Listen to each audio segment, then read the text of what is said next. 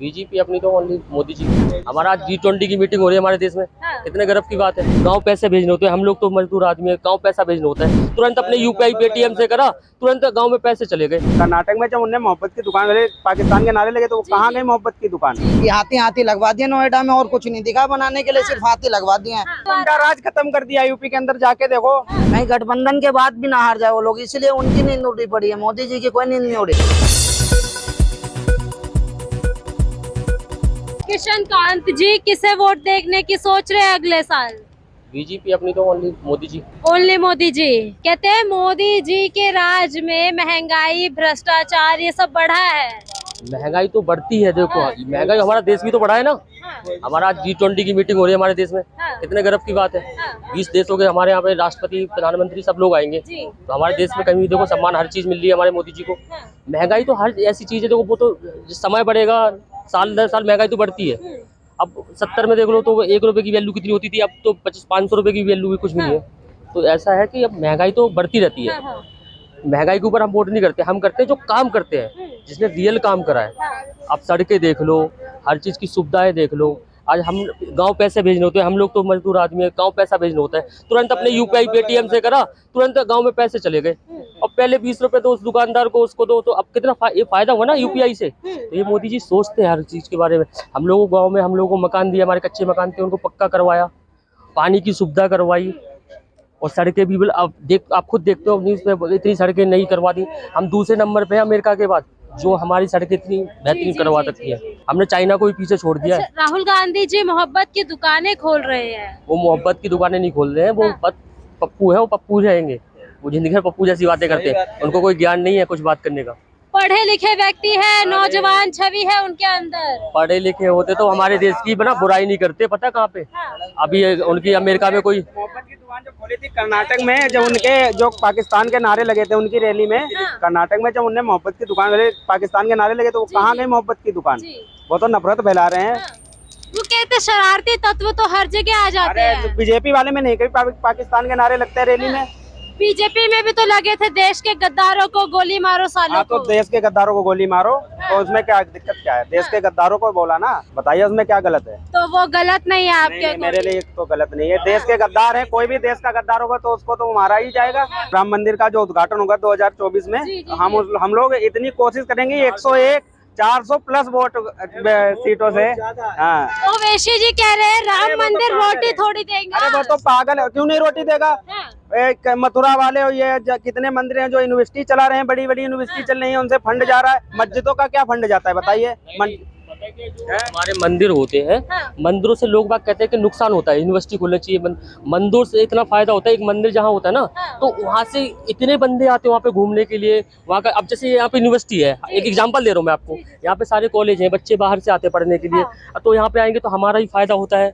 हमारा फायदा होगा, जो आसपास दुकानें होंगी उनका फायदा होगा, रेस्टोरेंट वालों का फायदा होगा। तो इनसे ना सबसे एक वो पैसा घूमता है, तो इससे सबका व्यापार चलता है। मंदिर एक सेम ऐसा ही है। अगर मंदिर है तो हम जाएंगे दर्शन करने, कोई भी सैलानी आएगा, कोई प्लेन से आएगा, कोई हवाई जहाज से आएगा, कोई गाड़ी से आएगा, कोई ट्रेन से आएगा, तो एक घूमेगा तो वहाँ पैसा जाएगा। तो पैसे जब घूमेगा वहाँ, तो वहाँ भी तो अच्छा होगा मंदिर के लिए।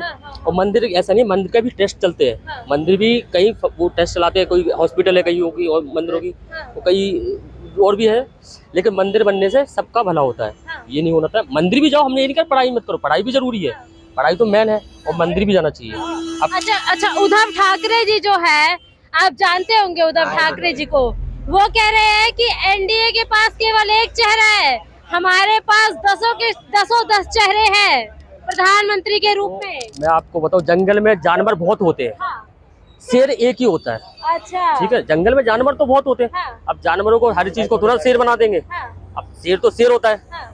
अब जब शेर खड़ा होगा तो जानवर तो अपना भी भागेंगे। अब तो ये एक जुट बना रहे हैं कि हम इस शेर को कैसे मार पाए, लेकिन शेर कैसे मरेगा, शेर तो शेर है। तो शेर तो मोदी जी है, तो वो तो बिल्कुल। शेर को मारा कैसे जाता है, जब 100 कुत्ते एक साथ होंगे जो घेरेंगे तभी तो शेर मरेगा, वरना मरेगा नहीं। आपने बोला, मैं इतना जानता हूँ नवयुवक हूँ, लेकिन कुछ नहीं दिया मोदी ने हमें, लेकिन उससे बेस्ट कोई भी नहीं है। कश्मीर में आप हिंदुस्तानी होके क्या ले सकते थे, कुछ ले सकते थे आप? जी नहीं। ये जो हटा है 370, इसे किन्ने हटवाया? किन्ने हटवाया? मोदी जी के राज में हटा है। वरना कोई ऐसा था अपना हिंदुस्तानी भाई जो वहाँ जाके जमीन ले ले? नहीं था, लेकिन अब हम ले सकते हैं। वो हमारे हिंदुस्तान का चेहरा है। मोदी जी अगले 10 साल भी आगे प्रधानमंत्री रहेंगे। अच्छा, हाँ 10 साल का आप दावा ठोक रहे हैं। पक्का है। योगी जी, उसके बाद योगी जी, क्योंकि योगी जी को देश में लाना जरूरी है। अच्छा। क्योंकि देखो अकेली यूपी को सुधारना वो बड़ी बात नहीं, पूरे देश को सुधारना है हमें।